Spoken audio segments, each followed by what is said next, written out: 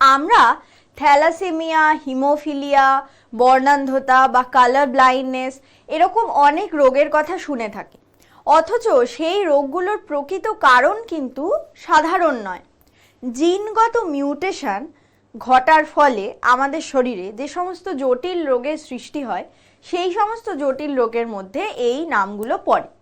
জিনগত মিউটেশন বা জিনগত যে পরিব্যক্তি, সেটা কিভাবে কোন কোন রোগের ক্ষেত্রে পরিলক্ষিত হয় সেটা এবার এক এক করে দেখব। প্রথমে আমাদের রোগ হিসেবে রয়েছে থ্যালাসেমিয়া।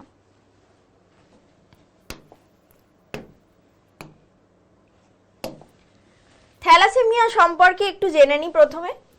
থ্যালাসেমিয়া এক প্রকারের প্রচ্ছন্ন অটোজোমাল জিন দ্বারা নিয়ন্ত্রিত একটি রোগ, অর্থাৎ থ্যালাসেমিয়া সাধারণভাবে অটোজোমাল যে সমস্ত ক্রোমোজোমগুলো থাকে সেইগুলোর দ্বারা নিয়ন্ত্রিত হয় এবং প্রচ্ছন্ন বৈশিষ্ট্যের জন্যই মেনলি কিন্তু থ্যালাসেমিয়া প্রকাশ পায়। লোহিত রক্তকণিকার বিশৃঙ্খলা, অর্থাৎ থ্যালাসেমিয়া রোগে প্রধানত লোহিত রক্তকণিকারই সমস্ত রকমের প্রবলেম দেখতে পাওয়া যায়, যেখানে এক বা একাধিক হিমোগ্লোবিন পলিপেপটাইড শৃঙ্খলের অনুপস্থিতি দেখতে পাওয়া যায়। লোহিত রক্তকণিকার বিশৃঙ্খলা মানেই বুঝতে পারছি যে লোহিত রক্তকণিকার মধ্যেই তো হিমোগ্লোবিন থাকে, যা আমাদের রক্তে অক্সিজেন ক্যারি করে বা অক্সিজেন পরিবহন করে। তাই জন্য হিমোগ্লোবিনেরও যে প্রবলেম এই রোগে দেখতে পাওয়া যাবে সেটা একদমই ঠিক কথা। হিমোগ্লোবিনের অনুপস্থিতিও কিছু কিছু ক্ষেত্রে দেখা যায়। হ্রাসপ্রাপ্ত সংশ্লেষ অথবা গঠনগত বিচ্যুতি, যার ফলে তীব্র বা মৃদু রক্তাল্পতা, পাণ্ডু রোগ এবং হ্রস্ব জীবনকাল ইত্যাদি পরিলক্ষিত হয়, সেটি আসলে থ্যালাসেমিয়া। অর্থাৎ এই যে হিমোগ্লোবিনের কি এখানে আমরা দেখতে পেলাম, হিমোগ্লোবিন পলিপেপটাইড শৃঙ্খলের অনুপস্থিতি দেখতে পেলাম, হ্রাসপ্রাপ্ত সংশ্লেষ দেখতে পেলাম মানে কম তৈরি হওয়া, অথবা কিছু গঠনগত বিচ্যুতিও দেখতে পেলাম। এবার প্রথমে আসি থ্যালাসেমিয়ার কি লক্ষণ রয়েছে সেগুলো নিয়ে। প্রথম দেখো, আগেই যেহেতু হিমোগ্লোবিন নিয়ে এত কথা বলেছি, তাহলে হিমোগ্লোবিনের সমস্যা আসবেই। হিমোগ্লোবিনের পরিমাণ কমে যাওয়া। দ্বিতীয় হচ্ছে লোহিত রক্তকণিকার আকার ছোট হয়ে যাওয়া। দেখো নর্মাল আরবিসিটা কিরকম দেখতে, আর আকার ছোট হয়ে গেলে সেটা কিরকম দেখতে হয় বুঝতেই পারছো। অস্থি দুর্বল ও বিকৃত হয়ে যাওয়া। এখানে বলে রাখি, মূলত মুখের অস্থি দুর্বল হয়ে বিকৃত হয়ে মুখ একটা অত্যন্ত বাজে আকার ধারণ করে, সেই জিনিসটাই মেনলি এই থ্যালাসেমিয়ার ক্ষেত্রে হয়। দেখো এই বাচ্চাটার ক্ষেত্রে ব্যাপারটা তোমরা সেটা দেখতে পাবে। যকৃৎ ও প্লীহার বৃদ্ধি। দেখো এইখানে যে যকৃৎটা রয়েছে সেটা সাধারণের থেকে একটু বড়, তো বুঝতেই পারছো যকৃৎটা বৃদ্ধিপ্রাপ্ত হয়েছে। কালচে মূত্র উৎপাদন, এই যে থ্যালাসেমিয়া রোগে মূত্র সাধারণত কালচে হয়। এবার বলি, থ্যালাসেমিয়ার এতগুলো লক্ষণের মধ্যে সব থেকে বেশি বড় যে লক্ষণটা হয়ে দেখা দেয় সেটা হচ্ছে অ্যানিমিয়া বা রক্তাল্পতা। সেই জিনিসটার ফলে কি হয় বা সেই জিনিসটা কি সেটা এবার দেখব। জিনগত ত্রুটির কারণে হিমোগ্লোবিন উৎপাদন ত্রুটিপূর্ণ হয়, সেটা আগেই বলেছি। এবার হিমোগ্লোবিন উৎপাদন যদি ত্রুটিপূর্ণ হয় তাহলে কি হবে, সাধারণ যে হিমোগ্লোবিন সেটা কম পরিমাণে উৎপাদন হবে। এতে কি হবে, রক্তের অক্সিজেন পরিবহন ক্ষমতা কমে যাবে, কারণ আমরা সবাই জানি হিমোগ্লোবিনের জন্যই কিন্তু রক্তের অক্সিজেন পরিবহন ক্ষমতা বাড়ে। এবার লোহিত রক্তকণিকার আকারও ছোট হয়ে যাবে। অস্বাভাবিক হিমোগ্লোবিন সমস্যা সৃষ্টি করবে, ত্রুটিপূর্ণ যে অস্বাভাবিক হিমোগ্লোবিন তৈরি হয়েছে সেগুলো সমস্যা সৃষ্টি করবে। লোহিত রক্তকণিকা মাঝে মধ্যে বিদীর্ণ হয়ে যায়, লোহিত রক্তকণিকা মাঝে মধ্যে বিদীর্ণ হয়ে যায় এবং পরিমাণেও হ্রাস পায়। তাহলে রক্তাল্পতা ব্যাপারটা কি বুঝতেই পেরেছো। এখানে দেখো একটা অ্যানিমিয়ার ছবিও দেয়া আছে, এই যে normal level of red blood cell এই ছবিটাতে দেখতে পাওয়া যাচ্ছে, আর অ্যানিমিয়া লেভেলে দেখো রেড ব্লাড সেল কত কমে গেছে। এখান থেকে কিছুটা আন্দাজ পাচ্ছ। এবার বলি রক্তাল্পতার ফলাফল হিসেবে কি হয়। রোগীকে বারবার রক্ত বদলাতে হয়, কারণ হিমোগ্লোবিন ও লোহিত কণিকা ধ্বংসের কারণে। সেটাই আগে বললাম যে হিমোগ্লোবিন ত্রুটিপূর্ণ উৎপাদন হয় বা কম উৎপাদন হয় এবং তার জন্য কি হয় লোহিত রক্তকণিকার আকার আকৃতিতেও প্রভাব পড়ে। তাই জন্য কি হয় বারবার বাইরে থেকে রক্ত দিয়ে রোগীকে বাঁচাবার চেষ্টা করা হয়। এবার বাইরে থেকে যে বারবার রক্ত দেওয়া হচ্ছে বদলে বদলে, তাতে আবার রোগীর সমস্যাও দেখা যায়। কি রকম? এর ফলে দেহের রক্তে লোহা সঞ্চিত হতে থাকে। এই সঞ্চিত লোহা হৃৎপিণ্ড, যকৃৎ ও অন্তঃক্ষরা গ্রন্থির মারাত্মক ক্ষতি করে। কিন্তু অন্যদিকে আবার যথাসময়ে রোগীকে পরিমাণ মতো রক্ত দিতে না পারলেও রোগীর মৃত্যু হতে পারে। তাহলে বুঝতে পারছো একবারই থ্যালাসেমিয়া হয়ে যাওয়া মানে কিন্তু খুবই সমস্যাজনক একটা ব্যাপার। আর সেখান থেকে যে রক্তাল্পতার সৃষ্টি হয় বা অ্যানিমিয়া রোগের সৃষ্টি হয় সেটা কিন্তু আরো মারাত্মক। রোগের তীব্রতা অনুযায়ী থ্যালাসেমিয়া মূলত দু প্রকারের হয়, থ্যালাসেমিয়া মেজর আর থ্যালাসেমিয়া মাইনর। এইখানে থ্যালাসেমিয়া মেজর আর মাইনরের মধ্যে আমি পার্থক্য আকারে জিনিসপত্রগুলো লিখে রেখেছি, একটা একটা করে বোঝাচ্ছি। থ্যালাসেমিয়া মেজর দেখো, নাম শুনেই বুঝছো এটি তীব্র প্রকৃতির রক্তাল্পতা, আর থ্যালাসেমিয়া মাইনর স্বল্প প্রকৃতির রক্তাল্পতা। থ্যালাসেমিয়া মেজরের যে রোগ লক্ষণ সেটা 6 মাস থেকে 2 বছরের মধ্যেই প্রকাশ পেয়ে যায়, কিন্তু থ্যালাসেমিয়া মাইনরের রোগ লক্ষণ খুবই কম প্রকাশ পায়। থ্যালাসেমিয়া মেজরের ক্ষেত্রে প্রচ্ছন্ন জিনগুলি হোমোজাইগাস অবস্থায় থাকে, আর থ্যালাসেমিয়া মাইনরের ক্ষেত্রে রোগ সৃষ্টিকারী জিনগুলি হেটেরোজাইগাস অবস্থায় থাকে। থ্যালাসেমিয়া মেজরে কি হয়, 11 নম্বর ক্রোমোজোমের বিটা পলিপেপটাইডে 2টি অ্যালিলে অথবা 16 নম্বর ক্রোমোজোমের আলফা পলিপেপটাইডে 4টি অ্যালিলে মিউটেশন ঘটে। থ্যালাসেমিয়া মাইনরে কি হয়, 11 নম্বর ক্রোমোজোমের বিটা পলিপেপটাইডের 1টি অ্যালিলে অথবা 16 নম্বর ক্রোমোজোমের আলফা পলিপেপটাইডের 2টি অ্যালিলে মিউটেশন ঘটে। এই যে 4 নম্বর পয়েন্টটা বললাম এটা একটু ভালো করে আবার খেয়াল করো। কি বললাম? থ্যালাসেমিয়া মেজরের ক্ষেত্রে কি হচ্ছে, 11 নম্বর ক্রোমোজোমের বিটা পলিপেপটাইডের 2টি অ্যালিলে মিউটেশন ঘটছে, কিন্তু থ্যালাসেমিয়া মাইনরের ক্ষেত্রে কি হচ্ছে, 11 নম্বর ক্রোমোজোমের বিটা পলিপেপটাইডের 1টি অ্যালিলে মিউটেশন ঘটছে।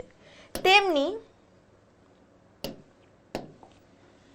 থ্যালাসেমিয়া মেজরের ক্ষেত্রে 16 নম্বর ক্রোমোজোমের আলফা পলিপেপটাইডের 4টি অ্যালিলেই মিউটেশন ঘটছে, কিন্তু থ্যালাসেমিয়া মাইনরের ক্ষেত্রে 16 নম্বর ক্রোমোজোমের আলফা পলিপেপটাইডে 2টি অ্যালিলে মিউটেশন ঘটছে। এই যে অ্যালিল আর মিউটেশনের ব্যাপারটা, এই পয়েন্টগুলোকে খুব ভালো করে মনে রাখবে। এখানে একটা ছোট জিনিস বলে দিই, আলফা পলিপেপটাইডে যেহেতু 2টো জিন থাকে তাই জন্য এক একটা জিনের যদি 2টো করে অ্যালিল হয় তাহলে 2টি জিনের মোট 4টি অ্যালিল হচ্ছে, আর বিটা পলিপেপটাইডে যেহেতু একটা জিন থাকে আর একটা জিনের যেহেতু 2টি করে অ্যালিল হয় তাই জন্য বিটা পলিপেপটাইডে 2টি করে অ্যালিল হচ্ছে। ক্রোমোজোমের ছবি এখানে দেওয়া আছে, সেটাও একটু দেখিয়ে দিই। দেখো এই যে ক্রোমোজোম 16 এর হচ্ছে এই জায়গাটা, এটা হচ্ছে আলফা পলিপেপটাইড। দেখো এখানে 2টো জিন আছে, HBA1, HBA2। এই যে 2টো জিন, প্রত্যেকটার 2টো করে অ্যালিল, বুঝতে পেরেছো? এবার এই দেখতে পাচ্ছ ক্রোমোজোম নম্বর 11, এটাই দেখো বিটা পলিপেপটাইডের এই অংশটা, এই অংশে একটাই জিন থাকে HBB, এই একটা জিনের ওই জন্য 2টো অ্যালিল। গোটা ব্যাপারটা পরিষ্কার হয়েছে? এবার আমরা থ্যালাসেমিয়ার কারণে চলে আসব। থ্যালাসেমিয়া মূলত 2 প্রকারের হয়, যথাক্রমে আলফা থ্যালাসেমিয়া এবং বিটা থ্যালাসেমিয়া। হিমোগ্লোবিনের পলিপেপটাইড তৈরির জন্য ক্রোমোজোম নম্বর 16তে, যেটা কিনা একটা অটোজোম, 2টি আলফা গ্লোবিন জিন থাকে। এই যে ক্রোমোজোম নম্বর 16, তার মধ্যে 2টি আলফা গ্লোবিন জিন HBA1, HBA2। প্রতিটি জিনের 2টি করে অ্যালিল থাকে, তাহলে মোট 4টি অ্যালিল, মনে রাখবে কিন্তু। এই জিনগুলির ত্রুটির কারণে যখন আলফা পলিপেপটাইড তৈরি হয় না বা কম পরিমাণে তৈরি হয় তখন এই আলফা থ্যালাসেমিয়া দেখতে পাওয়া যায়। এবার এই আলফা থ্যালাসেমিয়ারও কিন্তু এই মেজর মাইনর ভাগটা আছে, সেটা কি রকম? যখন কোনো ব্যক্তির 16 নম্বর ক্রোমোজোমের আলফা পলিপেপটাইডে থাকা দুটি অ্যালিলে মিউটেশন ঘটে তখন আলফা হিমোগ্লোবিনের পরিমাণ অর্ধেক হয়ে যায়, মৃদু রক্তাল্পতার লক্ষণ প্রকাশিত হয়, যাকে আমরা থ্যালাসেমিয়া মাইনর বলে থাকি। এই যে মাইনর যেহেতু থ্যালাসেমিয়া, তাই জন্য দুটো অ্যালিলে মিউটেশন হচ্ছে। কিন্তু যখন কোনো ব্যক্তির 16 নম্বর ক্রোমোজোমের আলফা পলিপেপটাইডে থাকা 4টি অ্যালিলে মিউটেশন ঘটে তখন আলফা হিমোগ্লোবিন তৈরি হওয়া পুরোপুরি বন্ধ হয়ে যায়, ফলে মারাত্মক রক্তাল্পতা সৃষ্টি হয়, যাকে আমরা থ্যালাসেমিয়া মেজর বলি। আবার এখানেও যেহেতু এটা থ্যালাসেমিয়া মেজর, তাই জন্য দেখো 4টি অ্যালিলেই কিন্তু মিউটেশনটা ঘটছে, আর তার ফলে আলফা হিমোগ্লোবিন তৈরি হওয়া পুরো বন্ধ হয়ে যাচ্ছে, যে কারণে মারাত্মক রক্তাল্পতা সৃষ্টি হচ্ছে। এখানে পুরো বড় করে একটা হিমোগ্লোবিনের স্ট্রাকচার আমি দিয়ে রেখেছি। হিমোগ্লোবিনটা থাকে কোথায়? এই যে রেড ব্লাড সেল, তার মধ্যে। এবার দেখো দুটো দুটো করে চেন আছে,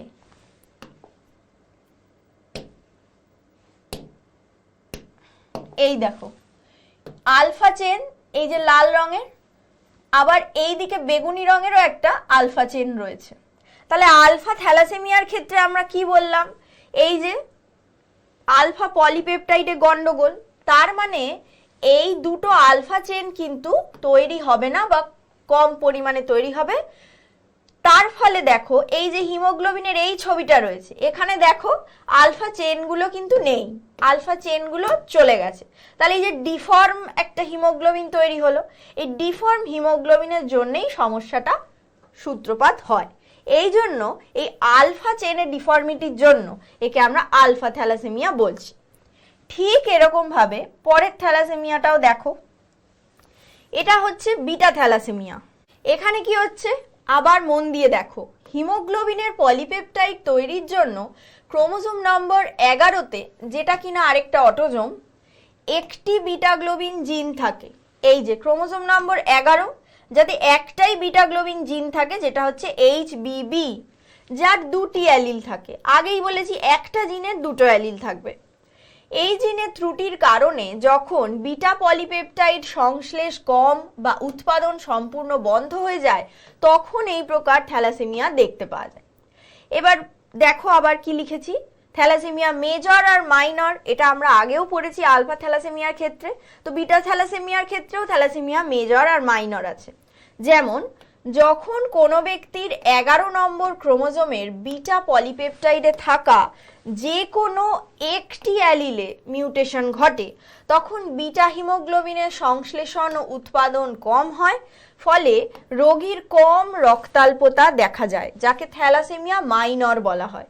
আবার দেখো এই যে থ্যালাসেমিয়া মাইনর, ওই জন্য কি হচ্ছে, যে কোনো একটি অ্যালিলে মিউটেশন ঘটছে, আর তার জন্য কম রক্তাল্পতা দেখা যাচ্ছে।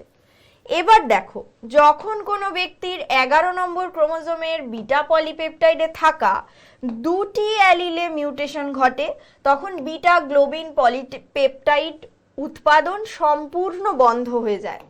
রক্তে হিমোগ্লোবিন আর থাকে না বললেই চলে।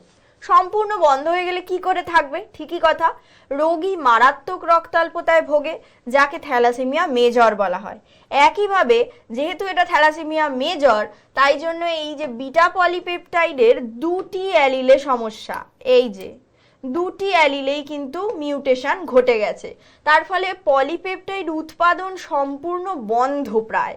আর বন্ধ হয়ে গেলেই যেটা হচ্ছে, রোগী মারাত্মক রক্তাল্পতায় ভুগে, থ্যালাসেমিয়া মেজর তৈরি হচ্ছে। এবার এই আগের মতো এই যে হিমোগ্লোবিনের ছবিটা এখানে আবার দেখো আমি এখানে দিয়ে দিয়েছি। এইবার এখানে খেয়াল করে দেখবে, এই যে বিটা থ্যালাসেমিয়া যেহেতু বলেছি, মানে এইখানে দুটো বিটা চেন আছে, এই যে এই একটা বিটা চেন এই রঙের, আর এই যে সবুজ রঙের দেখো আরেকটা বিটা চেন রয়েছে। তাহলে নিচে যে হিমোগ্লোবিনের ছবিটা দিয়েছি তাতে দেখতে পাচ্ছ দুদিকে দুটো বিটা চেন কিন্তু নেই, নষ্ট হয়ে গেছে। তাহলে বুঝতে পারছো হিমোগ্লোবিনের ডিফর্মিটি কি করে হচ্ছে। বিটা থ্যালাসেমিয়া যেহেতু হয়েছে, আর যেহেতু বিটা পলিপেপটাইড তৈরিতে সমস্যা, তাই জন্য এই বিটা চেনগুলো নষ্ট হয়ে গেছে। এবার এই যে হিমোগ্লোবিনের ডিফর্মিটি হলো, বিটা চেনকে নিয়ে, তাই সেটার নাম দেওয়া হচ্ছে এখানে বিটা থ্যালাসেমিয়া। এবার আমরা পড়ব থ্যালাসেমিয়ার বংশগতি, হেরিডিটি অফ থ্যালাসেমিয়া। যেহেতু আগেই বলেছি যে থ্যালাসেমিয়া কিন্তু আসলে অটোজোমাল জিনের রোগ, অটোজোমাল জিন বাহিত রোগ, সুতরাং সেটা যে বংশগতি সূত্রে প্রাপ্ত হতেও পারে কোনো কোনো সময়, সেটাই এবার আমরা দেখব।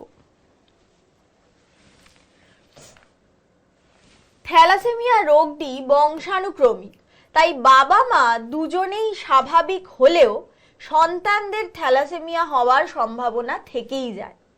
এবার দুজনে যে বাবা মা স্বাভাবিক বলছি, স্বাভাবিকটা কিরকম ভাবে আসছে? সাধারণত মানুষের দুটি ক্রোমোজোমে যখন দুটি করে আলফা পলিপেপটাইড জিন তাদের 4টি করে অ্যালিল নিয়ে বিনা কোনো মিউটেশন ছাড়া অবস্থান করে, তাকে তখন স্বাভাবিক মানুষ বলা হয়।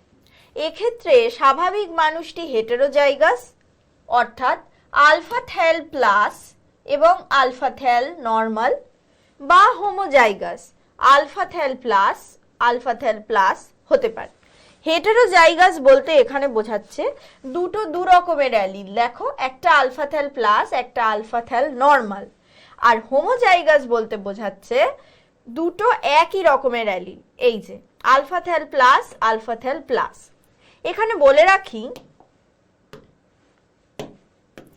আলফা থ্যাল প্লাস যেটা, সেটা এখানে প্রকট অ্যালিল, আর আলফা থ্যাল নর্মাল যেটা, সেটা এখানে প্রচ্ছন্ন অ্যালিল।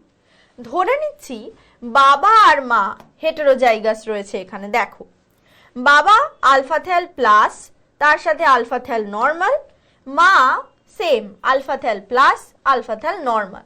বাবা আর মাকে আমরা চেকার বোর্ড অনুযায়ী বাবা আর মা থেকে পাওয়া যে গ্যামেটগুলো, সেগুলো খুব ভালো করে আবার ওই আগের মতো বক্স করে সাজিয়ে নিলাম। এবার চেকার বোর্ডে কি দেখতে পাবো? দেখো বাবার alpha thal plus, alpha thal normal, আবার মায়ের alpha thal plus, alpha thal normal. এবার মেলাই একটা একটা করে, alpha thal plus, alpha thal plus দুটো একসাথে মিলে দেখো কি তৈরি হচ্ছে? স্বাভাবিক মানুষ। তারপর আবার alpha thal plus, alpha thal normal, এই যে দুটো মিলে কি তৈরি হয়েছে? Minor thalassemia. আবার alpha thal normal, alpha thal plus কি তৈরি হচ্ছে? Same minor thalassemia. আবার alpha thal normal, alpha thal normal দুটো মিলিয়ে কি তৈরি হচ্ছে? Major thalassemia. আগেই বলেছি প্রচ্ছন্ন জিন ঘটিত অটোজোমাল রোগ হচ্ছে থ্যালাসেমিয়া, তাই যখনই দুটো প্রচ্ছন্ন জিন পাশাপাশি আসছে, alpha thal normal, alpha thal normal, তখনই কিন্তু মেজর থ্যালাসেমিয়া দেখতে পাওয়া যাচ্ছে, বাকি সময় মাইনর থ্যালাসেমিয়া হচ্ছে। তাহলে দেখতে পাচ্ছ সন্তানদের মধ্যে স্বাভাবিক হওয়ার সম্ভাবনা কত %? 25। আর থ্যালাসেমিয়া হওয়ার 75% সম্ভাবনা রয়েছে, যার মধ্যে 50% হতে পারে মাইনর থ্যালাসেমিয়া আর 25% হচ্ছে মেজর থ্যালাসেমিয়া। এই যে এই এত থ্যালাসেমিয়া বাবা মার থাকলেই হতে পারে, এই যে ব্যাপারটা এতক্ষণ ধরে দেখলাম, এটা থেকে বাঁচার কি কোনো উপায় নেই? নিশ্চয়ই আছে। এটা থেকে বাঁচার জন্য যে উপায় রয়েছে সেটা হচ্ছে জেনেটিক কাউন্সেলিং করানো। ব্যাপারটা কি? থ্যালাসেমিয়া প্রতিরোধে জেনেটিক কাউন্সেলিং, যে নির্দিষ্ট বিশ্লেষণধর্মী পদ্ধতি দ্বারা মানুষের মধ্যে বংশগত রোগের জন্য দায়ী জিনের ক্রোমোজোমগত অবস্থান, পরবর্তী প্রজন্মে বংশগত রোগ প্রকাশের সম্ভাবনা নির্ধারণ ও জিনগত রোগবিহীন সুস্থ সন্তান লাভে দম্পতিকে সাহায্য করা হয়, তাকে জিনগত পরামর্শ বা জেনেটিক কাউন্সেলিং বলে।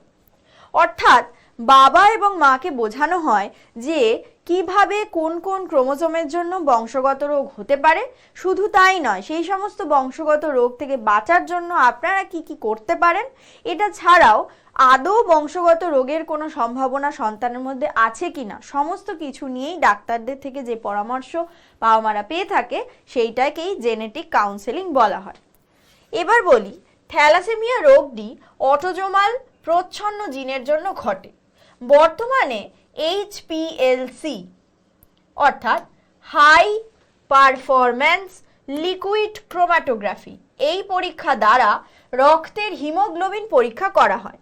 তার ফলে কোনো ব্যক্তি থ্যালাসেমিয়া আক্রান্ত হয়েছে কিনা বা থ্যালাসেমিয়ার বাহক কিনা সেটা নির্ধারণ করা সম্ভব হয়।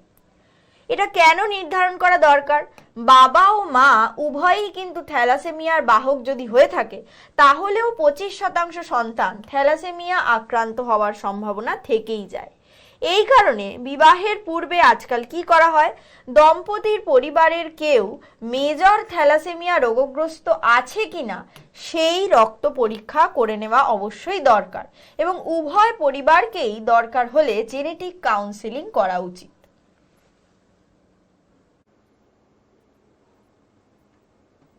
জিনগত মিউটেশনের জন্য যে সমস্ত রোগ হয় তাদের মধ্যে থ্যালাসেমিয়া জেনে নিয়েছি।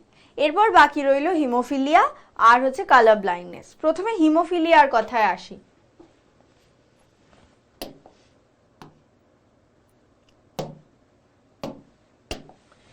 হিমোফিলিয়া এক প্রকার রক্তক্ষরণজনিত বংশগত রোগ। এক্স ক্রোমোজোমে অবস্থিত একটি জিনের মিউটেশনের ফলে এই রোগ প্রকাশ পায়। এই রোগের প্রকাশ পুরুষদের মধ্যে বেশি হয়। সাধারণত স্ত্রীলোকেরা এই রোগটির বাহক হয়, তাই পপুলেশনে 10 কোটি স্ত্রীলোকের মাত্র একজন এই রোগে আক্রান্ত হয়। এখানে কথা হচ্ছে পুরুষদের মধ্যে কেন বেশি হয় আর স্ত্রীলোকরা কেন বাহক হয়। মনে করে দেখো, পুরুষদের কিন্তু একটা এক্স ক্রোমোজোম আর একটা ওয়াই ক্রোমোজোম থাকে, আর স্ত্রীদের কিন্তু দুটোই এক্স ক্রোমোজোম থাকে। তাহলে যদি এক্স ক্রোমোজোমে মিউটেশন ঘটে থাকে, স্ত্রীদের ক্ষেত্রে যেহেতু দুটো এক্স ক্রোমোজোম, তাই জন্য আরেকটা এক্স ক্রোমোজোম, অন্য আরেকটা এক্স ক্রোমোজোম যার মধ্যে এই মিউটেশন ঘটে হিমোফিলিয়া সৃষ্টি হয়েছে সেটাকে ঢেকে দিতে সক্ষম। আর পুরুষদের ক্ষেত্রে যেহেতু একটাই এক্স ক্রোমোজোম আর একটা ওয়াই ক্রোমোজোম, তাই জন্য মুশকিল যেটা হয়, যদি এক্স ক্রোমোজোমে মিউটেশনের জন্য হিমোফিলিয়া হয়ে থাকে তাহলে তাকে ঢাকা দেওয়ার জন্য কিন্তু আর কেউ নেই, কারণ আরেকটা ক্রোমোজোম কিন্তু ওয়াই ক্রোমোজোম। তাই জন্য পুরুষদের মধ্যে এই রোগ ভীষণভাবে বেশি দেখতে পাওয়া যায়, কিন্তু স্ত্রীদের মধ্যে যদিও বা হিমোফিলিয়া রোগের কিছুটাও পোর্শন বা কিছু সমস্যা গজিয়ে ওঠে, তাহলেও কিন্তু আরেকটা যে এক্স ক্রোমোজোম আছে সেটা সেই হিমোফিলিয়া রোগকে ঢেকে দিতে সক্ষম। মানুষের যে বংশগত রোগের ফলস্বরূপ আঘাতপ্রাপ্ত স্থান অর্থাৎ ক্ষত বা কাটা স্থান থেকে রক্তক্ষরণ বন্ধ হয় না, অর্থাৎ রক্ত তঞ্চিত হয় না, তাকে হিমোফিলিয়া বলে। লক্ষণ কি কি হিমোফিলিয়ার? আঘাতপ্রাপ্ত স্থান থেকে অবিরাম রক্তক্ষরণ, রক্ত তঞ্চন হয় না, আক্রান্ত মানুষের রক্ত জমাট বাঁধতে অনেক সময় নেয়, প্রচুর রক্তপাত হয়ে মানুষের মৃত্যু হতে পারে। এই রোগে আক্রান্ত পুরুষ বা মহিলা 20 বছরের মধ্যেই রক্তক্ষরণের ফলে মারা যায়। এখানে যে ছবিটা আছে দেখতে পাবে, এইটুকু অংশে কিন্তু কেটে গেছে, কিন্তু দেখো রক্তক্ষরণ মোটেই বন্ধ হচ্ছে না, কন্টিনিউয়াসলি এখান থেকে হয়ে চলেছে। এই রোগটাকে আমরা হিমোফিলিয়া বলি। হিমোফিলিয়ার কারণ ও প্রকারভেদ। আগেই বলেছি এই রোগ এক্স ক্রোমোজোম বাহিত প্রচ্ছন্ন জিন দ্বারা উৎপন্ন হয়। হিমোফিলিয়া দু প্রকার, হিমোফিলিয়া এ আর হিমোফিলিয়া বি। হিমোফিলিয়া এ দেখো, এটিকে রাজকীয় হিমোফিলিয়া বলা হয়। মহারানী ভিক্টোরিয়ার বংশধরদের মধ্যে এই হিমোফিলিয়া এ দেখতে পাওয়া গেছে। এক্স ক্রোমোজোমের দীর্ঘ বাহুর প্রান্তভাগে অবস্থিত জিন রক্ততঞ্চনের 8 নম্বর ফ্যাক্টর উৎপন্ন করতে অক্ষম হলে এই রোগ হয়। এই ফ্যাক্টর উৎপন্ন হয়ে কার্যকরী হলে রক্ততঞ্চন সম্ভব, তাই একে অ্যান্টি হিমোফিলিক ফ্যাক্টর বলা হয়। এখানে দেখতে পাচ্ছ এক্স ক্রোমোজোমের একটা ছবি দেওয়া আছে। এই অংশে দেখতে পাচ্ছ এই যে হিমোফিলিয়া এ জিনটা এখানটা থাকে। এবার এই যে হিমোফিলিয়া এ জিন, সে আসলে কিন্তু এই রক্ততঞ্চনের 8 নম্বর ফ্যাক্টর তৈরি করে, আর রক্ততঞ্চনের এই 8 নম্বর ফ্যাক্টর তৈরি হলে রক্ততঞ্চন সম্ভব। রক্ততঞ্চন যেহেতু হিমোফিলিয়া এ জিনের সমস্যার জন্য হয় না, কারণ 8 নম্বর ফ্যাক্টর উৎপন্ন হয় না, তাই জন্য কিন্তু এই 8 নম্বর ফ্যাক্টরকে অ্যান্টি হিমোফিলিক ফ্যাক্টর বলে। কারণ কি, এই ফ্যাক্টর যদি কাজ করে তখন কিন্তু হিমোফিলিয়া হবে না, আর এই ফ্যাক্টর যদি তৈরি না হয় তখনই হিমোফিলিয়া হবে। তাই জন্য এর এরকম নাম হয়েছে। এবার হিমোফিলিয়া বি বলি, এটিকে ক্রিসমাস ডিজিজ বলা হয়। এক্স ক্রোমোজোমে অবস্থিত জিনের সমস্যার কারণে রক্ততঞ্চনের 9 নম্বর ফ্যাক্টর বা ক্রিসমাস ফ্যাক্টর উৎপন্ন হয় না, ফলে রক্ততঞ্চন হওয়ায় সমস্যা দেখা যায়। ঠিক এইখানটা দেখো, এই যে জায়গাটা, এখানটায় কিন্তু হিমোফিলিয়া বি জিনটা রয়েছে। এবার দেখো এইখানে যে জিনটা রয়েছে সেই জিন আসলে রক্ততঞ্চনের 9 নম্বর ফ্যাক্টর বা ক্রিসমাস ফ্যাক্টর তৈরি করে, আর সেই ফ্যাক্টর যদি তৈরি হয় তাহলে রক্ততঞ্চন সম্ভব। কিন্তু হিমোফিলিয়া বি জিন যেখানে রয়েছে সেখানে যদি কোনো মিউটেশন বা সমস্যার সৃষ্টি হয় তাহলে এই রক্ততঞ্চনের 9 নম্বর ফ্যাক্টর তৈরি হয় না, তাই জন্য রক্ততঞ্চনও হয় না, তখন হিমোফিলিয়া বি রোগ দেখা যায়। এবার হিমোফিলিয়ার উত্তরাধিকার সম্পর্কে জানবো, মানে কিভাবে হিমোফিলিয়া ছড়াতে পারে, বা কোনো পুরুষ বা মহিলার বিবাহ হলে সেখানে তার বাচ্চা হিমোফিলিক হবে কিনা সেটা বোঝা যাবে। দেখো কি বলা হয়েছে, স্বাভাবিক পুরুষ তার সাথে যদি হিমোফিলিয়া আক্রান্ত মহিলার ক্রস করানো হয় তাহলে কিন্তু বিবাহ অসম্ভব। আবার হিমোফিলিয়া আক্রান্ত পুরুষ তার সাথে যদি স্বাভাবিক মহিলার ক্রস করানো হয় তাহলেও কিন্তু বিবাহ অসম্ভব। তার মানে কি বুঝতে পারলাম, বাবা অথবা মায়ের কারোর একজনের যদি হিমোফিলিয়া থাকে তাহলে কিন্তু তাদের বিয়ে করা উচিত নয়, কারণ তাহলে তাদের সন্তানদের মধ্যে হিমোফিলিয়ায় আক্রান্ত হওয়ার সম্ভাবনা প্রবল। কিন্তু যদি দুজনেই স্বাভাবিক হয়, কিন্তু একজন মানে দুজনে স্বাভাবিক হলেও তাদের মধ্যে একজন বাহক হবে, তখন কি হবে দেখো, স্বাভাবিক মহিলা যিনি কিনা বাহক এবং স্বাভাবিক পুরুষ তাদের মধ্যে যদি ক্রস করানো হয়, অর্থাৎ তাদের মধ্যে কিন্তু বিবাহ সম্ভব। সম্ভব হলেও একটা সমস্যা ছোট্ট রয়েই যাচ্ছে। কি সমস্যা আগে দেখে নি, এ দেখো এখানে একটা চেকার বোর্ড দিয়ে চার্টের সাহায্যে ভালো করে সেই ক্রসটা দেখানো হয়েছে। আগে বলে রাখি, এক্স ক্যাপিটাল এইচ এটা হচ্ছে স্বাভাবিক জিন, আর এক্স স্মল এইচ এটা হচ্ছে হিমোফিলিক জিন। তাহলে যে কিনা স্বাভাবিক মহিলা তার তো দুটো এক্স থাকবে, একটা থাকবে এক্স ক্যাপিটাল এইচ মানে স্বাভাবিক জিন, আরেকটা থাকবে এক্স স্মল এইচ অর্থাৎ হিমোফিলিক জিন, তাই জন্য একে আমরা বাহক বলছি। আর যে কিনা স্বাভাবিক পুরুষ তার যে এক্সটা থাকবে সেটা এক্স ক্যাপিটাল এইচ থাকবে, কারণ ওটা স্বাভাবিক জিন, আর ওয়াই যেমন থাকার তেমনি থাকবে। এবার আমরা যদি ক্রস করি স্বাভাবিক বাহক মহিলা আর স্বাভাবিক পুরুষ, তাদের মধ্যে যখন ক্রস করছি তখন যে গ্যামেটগুলো তৈরি হচ্ছে কি কি, x capital H, x small H, x capital H এবং ওয়াই। এবার আমরা চেকার বোর্ডের সাহায্যে F1 জনুর একটা চেকার বোর্ড বানিয়েছি আর সেইখানে সাজাচ্ছি। দেখো প্রথমে এই দিকে পুংগ্যামেট সাজানো হয়েছে এক্স ক্যাপিটাল এইচ এবং ওয়াই, আর এই দিকে স্ত্রী গ্যামেট সাজানো হয়েছে x capital H R x small H. এবার কি কাণ্ডটা ঘটছে দেখো, x capital H R x capital H যখন মিলল তখন স্বাভাবিক কন্যা সন্তান জন্মালো, কারণ দুটো এক্সেই দেখো ক্যাপিটাল এইচ আছে অর্থাৎ স্বাভাবিক জিন, তাই জন্য সে স্বাভাবিক কন্যা। এবার যখন এক্স স্মল এইচ তার সাথে এক্স ক্যাপিটাল এইচ মিশছে, এই যে তখন কি দাঁড়াচ্ছে, স্বাভাবিক কন্যা বাইরে থেকে কিন্তু আসলে সে বাহক। কেন, এক্স ক্যাপিটাল এইচ সেটা স্বাভাবিক জিন, কিন্তু এক্স স্মল এইচ এটা হিমোফিলিক জিন, কিন্তু যেহেতু হিমোফিলিক জিন থাকলেও আরেকটা জিন স্বাভাবিক রয়েছে তাই সে হিমোফিলিক জিনকে ঢেকে দিচ্ছে। এবার পুত্রদের ক্ষেত্রে কি দেখব, এক্স ক্যাপিটাল এইচ তার সাথে ওয়াই স্বাভাবিক পুত্র, কারণ এক্স ক্যাপিটাল এইচ হচ্ছে স্বাভাবিক জিন। এবার আরেকজন পুত্র কি হবে, এক্স স্মল এইচ তার সাথে ওয়াই, এই দেখো এটা কিন্তু হিমোফিলিক পুত্র হলো, এক্স স্মল এইচ হচ্ছে আসলে হিমোফিলিক জিন। তাহলে কি হলো, 50% পুত্র সন্তানের হিমোফিলিয়া আক্রান্ত হওয়ার সম্ভাবনা প্রবল। কেন 50%? এই যে এখানে একটা পুত্র সন্তান, এখানে একটা পুত্র সন্তান, তাহলে কি হচ্ছে 50% পুত্র স্বাভাবিক হচ্ছে আর 50% পুত্র হিমোফিলিক হওয়ার সম্ভাবনা রয়ে যাচ্ছে।